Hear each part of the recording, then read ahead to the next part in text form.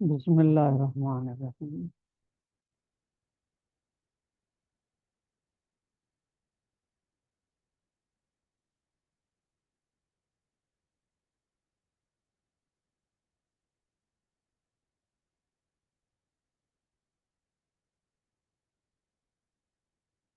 وَيَتَوَسَّطُ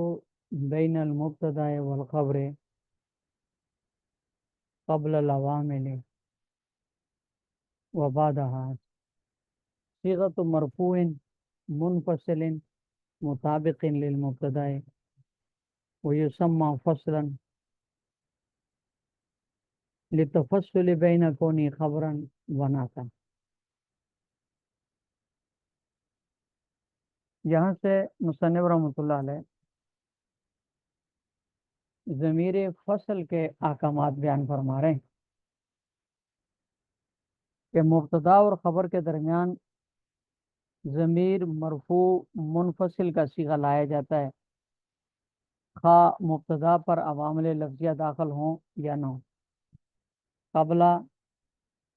قبل العوامل یا قبل دخول العوامل اللفظیت علی المبتدا، اور وبعدها بعد دخول العوامل اللفظیت علی المبتدا، مبتدا پر عوامل لفظیہ داخل ہوئے ہوں یا نہ ہوں۔ دونوں صورتوں میں مبتدا اور خبر کے درمیان ایک مرفوع منفصل کا صیغہ لایا جاتا ہے تاکہ خبر اور صفت کے درمیان فرق کیا جا سکے۔ یسمى فصلا للتفصل بین خبرہ کونی خبرا بناتا، کہ خبر کے بارے میں یہ فرق ہو سکے کہ اس ضمیر کے بعد آنے والا لفظ جو ہے وہ خبر ہے، صفت نہیں ہے۔ اور یہ جو ضمیر فصل ہے یہ مفرد، تثنیہ، جمع، مؤنث، مذکر، غائب، حاضر، متکلم ہونے میں مطابق للمبتدا، مبتدا کے مطابق ہوتا ہے، اس لیے کہ یہ مصداق کے اعتبار سے عین مبتدا ہوتا ہے۔ جو مصداق مبتدا کا ہوتا ہے وہی مصداق اس ضمیر فصل کا بھی ہوتا ہے۔ جیسے زید هو المنطلق، اب جو زید کا مصداق ہے وہی منطلق کا مصداق بھی ہے، اور جو منطلق کا مصداق وہ ہوا کا مصداق بھی ہے۔ زید هو المنطلق، اس میں جو جیسے یا زید هو القائم، اس میں جو مصداق زید کا ہے وہی مصداق ہوا کا بھی ہے۔ تو اس ضمیر کو، اس صیغے کو صیغہ فصل کہا جاتا ہے، اس کو ضمیر فصل کہا جاتا ہے۔ مصنف رحمۃ اللہ علیہ نے اس کے لیے دو شرطیں بیان کی ہیں۔ وَشَرْطُهُ أَن يَكُونَ الْخَبْرُ مَعْرِفَةً أَوْ أَفْعَلَ مِنْ كَذَا،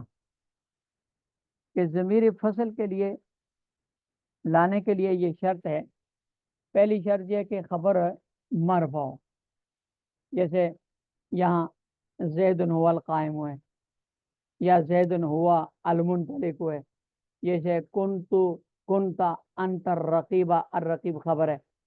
انہو هو الغفور الرحیم، الغفور الرحیم یہ خبر ہے۔ تو اس طرح اور بھی بہت ساری مثالیں ہیں کی۔ ضمیر فصل وہاں لائی جائے گی جہاں مبتدا یہ خبر بھی معرفہ ہو، اس لیے کہ جب خبر معرفہ ہوگی تو اس کے بارے میں یہ خطرہ ہوگا، یہ احتمال ہوگا کہ وہ ماقبل جو مبتدا ہے اس کی صفت ہو۔ جیسے مثلا زید هو القائم میں القائم میں معرفہ ہے، زید بھی معرفہ ہے، زید القائم، اب ہوا نہ ہو تو زید القائم جب کہیں گے تو اس میں یہ شبہ ہے کہ القائم زید کی صفت ہو، کیونکہ دونوں معرفہ ہیں اور موصوف صفت میں مطابقت موجود ہے۔ تو ہوا آ کر درمیان میں بتا دے گا کہ یہ القائم و زیدن کی صفت نہیں ہے بلکہ یہ خبر ہے۔ تو پہلی شرط یہ ہے کہ مبتدا کی جو خبر ہے وہ مرفع ہو، جس کی وجہ سے شبہ پیدا ہوگا اور ضمیر لا کر اس کو ختم کر دیا جائے۔ دوسری شرط اس کے لیے یہ ہے کہ اگر خبر اس کی معرفہ نہیں ہے تو پھر وہ اس میں تفضیل مستعمل بمن ہو، او افعل من کذا۔ افعل من کذا کا مطلب یہ ہے کہ اس میں تفضیل ہو خبر اور وہ من کے ساتھ استعمال ہو۔ جیسے اس کی مثالیں نے کانا زید ہوا افضل من عمر، یا افضل خبر ہے جو من کے ساتھ استعمال ہوئی ہے، من عمر۔ تو جب مبتدا کی خبر اس میں تفضیل ہو، من کے ساتھ استعمال ہو رہا ہو، تو اس صورت میں چونکہ ظاہر اس پر الف لام نہیں داخل ہو سکتا من کا استعمال کی صورت میں، تو اس میں یہ نکرہ ہونے کا شبہ بھی پایا جاتا ہے، اور معرف ہونے کا بھی احتمال ہوتا ہے، نکرہ کا بھی احتمال ہوتا ہے۔ نکرہ کے شبے کی وجہ سے اس میں خبر کا التباس آتا ہے کہ ہو سکتا ہے یہ معرفہ نہ ہو بلکہ یہ اس کی خبر نہ ہو بلکہ صفت ہو۔ اس اشتباہ کو ختم کرنے کے لیے بیچ میں ضمیر فصل لائی جاتی ہے، جیسے کان زید افضل من عمر من عمر ہو، تو اس میں یہ خطرہ ہے، ایک ہو سکتا ہے افضل ہو یہ زید کی صفت ہو، لیکن جب ہوا آیا تو اس نے اس کا صفت ہونے کا خطرہ ختم کر دیا، احتمال ختم کر دیا۔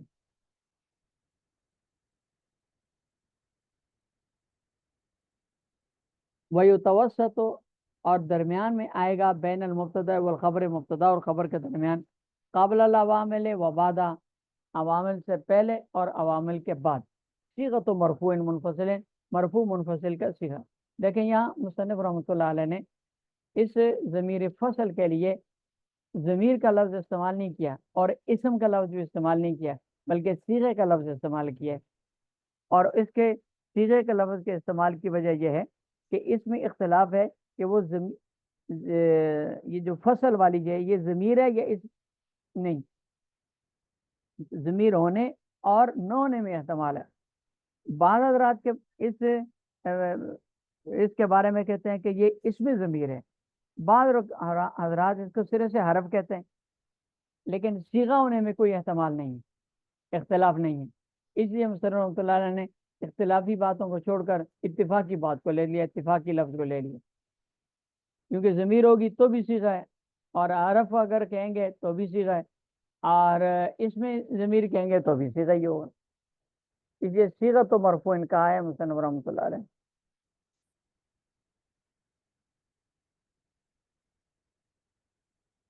مطابق للمبتدا، مبتدا کے مطابق ہوگا۔ وَيُسَمَّى فَصْلًا، اس کو ضمیر فصل کہا جاتا ہے، لِلتَّفَصُّلِ بَيْنَ كَوْنِهِ خَبْرًا وَنَعْتًا، کیونکہ یہ خبر اور نعت کے درمیان فرق بن کرتا ہے۔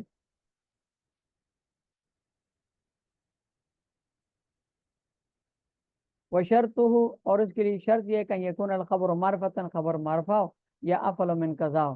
جیسے کان زید هو افضل من عمر، ولا موضع له عند الخلیل، وبعض العمر عرب يجعل مبتدا وما بعده خبره۔ یہاں سے مصنف رحمۃ اللہ علیہ ضمیر فصل کے محل اعراب میں ہونے اور نہ ہونے کا مسئلہ بیان فرما رہے ہیں کہ اس میں اختلاف ہے۔ امام خلیل ابن احمد، امام سیبوی اور جمہور کے نزدیک یہ محل اعراب میں نہیں ہوتی، اس کا کوئی محل اعراب نہیں ہے، یہ صرف اور صرف خبر اور صفت کے درمیان فرق کرنے کے لیے لائی جاتی ہے، لہذا اس کو ترکیب کرتے ہوئے اس کو محل اعراب میں نہیں ذکر کریں گے، صرف اس کو ضمیر فصل کہیں گے۔ زید هو المنطلق، اس میں یا زید هو القائم میں ترکیب کرتے ہوئے جمہور کے نزدیک یہ کہیں گے زید مبتدا ہوا ضمیر فصل، القائم مبتدا کی خبر۔ کنتا انت الرقیب علیہ میں کانا فعل ناقص ہے، تا ضمیر اس کا اسم ہے، انت ضمیر مرفوع منفصل یہ ضمیر فصل ہے، اور الرقیب کانا کی خبر ہے۔ انہ هو الغفور الرحیم میں ان حرف مشبہ بالفعل ہے، ہو ضمیر اس کا اسم ہے، ہوا ضمیر فصل ہے، اور الغفور الرحیم یہ الغفور اس کی خبر اول ہے، الرحیم خبر ثانی ہے۔ یہ ترکیب کریں گے، جمہور کے نزدیک ہوا محل اعراب میں نہیں ہوتا، اس کا کوئی محل اعراب نہیں ہے۔ وہ بعض العرب، مصنف فرماتے ہیں کہ دوسرا قول ہے بعض عرب کا، وہ اس کو مبتدا قرار دیتے ہیں، مبتدا ثانی، اور اس کے بعد والی عبارت کو اس کی خبر قرار دیتے ہیں۔ وہ حضرات ترکیب یوں کرتے ہیں، زید المبتدا، ہوا پھر مبتدا، اور القائم اس کی خبر، یہ مبتدا خبر مل کر پھر زید المبتدا کی خبر بناتے ہیں وہ۔ کنت انت رکیب علیہ میں کانا پہلے ناقص ہے، انت تازمیر اس کا اسم ہے، انت مبتدا ہے، اور رقیب اس کی خبر، مبتدا خبر مل کر دونوں مل کر پھر کانا کی خبر بنیں گے۔ ان الغفور الرحیم میں ہوا مبتدا ہے، ہوا الغفور الرحیم، یہ دونوں خبریں اس کی مبتدا خبر مل کر پھر یہ ان کی خبر بناتے ہیں۔ یہ بعض حضرات کا قول ہے، لہذا ان حضرات کے نزدیک کہ جب یہ مبتدا ہے تو پھر یہ مال اعراب میں بھی ہوگی، تو اس کا مال اعراب ہوگا۔ والا موضع لہو عند الخلیل، امام خلیل ابن احمد رحمۃ اللہ علیہ کے نزدیک اس کا کوئی مال اعراب نہیں ہے، یہی قول امام سبوی اور جمہور کا بھی ہے۔ وبعض العرب، جبکہ بعض عرب حضرات یجعلہ مبتدا، اس کو مبتدا قرار دیتے ہیں، وما بعدہ خبرہ، اور ما بعد کو اس کی خبر قرار دیتے ہیں، اور پھر دونوں کو ملا کر پہلی مبتدا کی خبر قرار دیتے ہیں۔ ويتقدم قبل الجملة ضمير غائب يسمى ضمير الشان والقصة يفسر بالجملة بعده،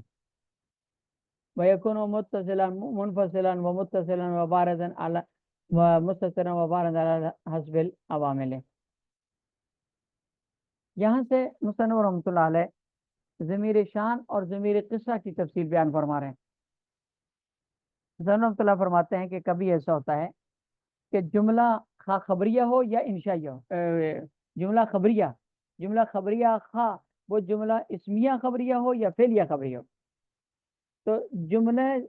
جملہ خبریہ سے پہلے بسا اوقات ایک ضمیر غائب کی آتی ہے،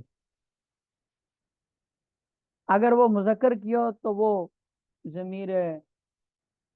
کیا کہتے ہیں یہ ضمیر مبہم ہوتی ہے، اس کی بعد والا جو جملہ ہوتا ہے جملہ خبریہ وہ اس کی تفسیر کرتا ہے، لیکن یہ جو ضمیر ہوتی ہے ضمیر غائب کی مبہم، اگر یہ مذکر کی ہو تو اس کو ضمیر شان کہتے ہیں، اور اگر مؤنث کی ہو تو اس کو ضمیر قصہ کہا جاتا ہے۔ اس کا جو مرجع ہوتا ہے، یہ مرجع پہلے اس کا موجود ہونا ضروری نہیں، بلکہ اس کا مرجع پہلے ہوتا ہی نہیں ہے، بلکہ اس کا جو مرجع ہوتا ہے وہ متکلم کے ذہن میں موجود ہوتا ہے، اس کی عظمت شان کے اظہار کے لیے اس کو مبہم کر کے ذکر کیا جاتا ہے، تاکہ بعد والے جملے کے ذریعے سے جب اس کی تفسیر کی جائے تو وہ اچھے طریقے سے مخاطب کے ذہن میں بیٹھ جائے۔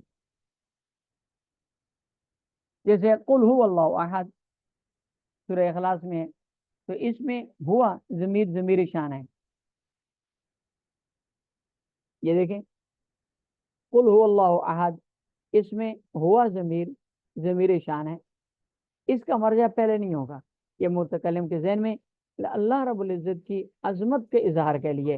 آگے اللہ احد، اللہ مبتدا، احد اس کی خبر، مدا خبر جملہ اسمیہ خبریہ ہو کر پھر یہ ہوا ضمیر کی تفسیر کر رہا ہے، اس کی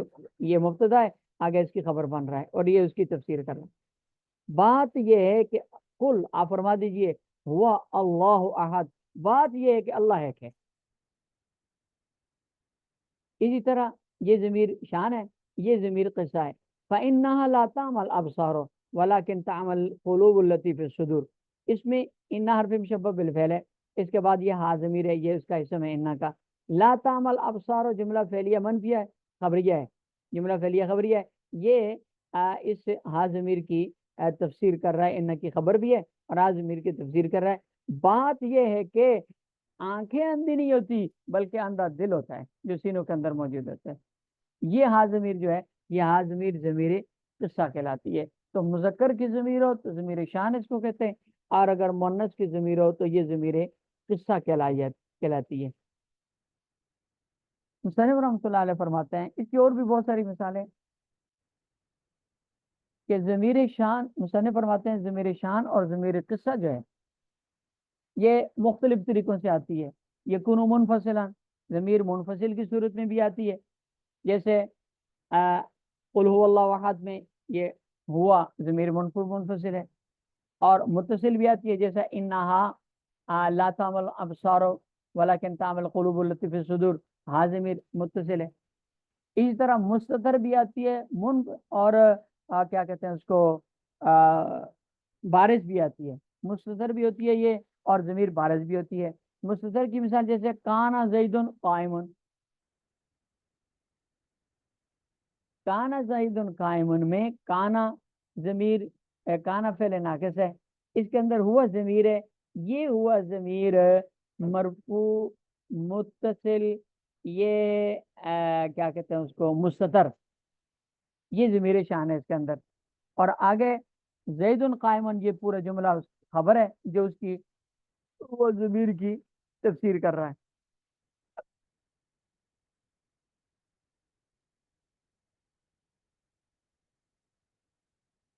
تو یکون متصلا منفصلا، ضمیر منفصل بھی ہوتی ہے، یہ متصل بھی ہوتی ہے، مستتر بھی ہوتی ہے، بارز بھی ہوتی ہے، اعلی حسب العامل، عامل کے مطابق۔ اب ہوا ضمیر، ہوا زید قائمن، اس کا عامل مان بھی ہے، ہوا زید قائمن میں ہوا ضمیر، یہ جیسے قل هو اللہ احد میں ہے، یہ ضمیر شان ہے، اس کا عامل مان بھی ہے، اور عامل مان بھی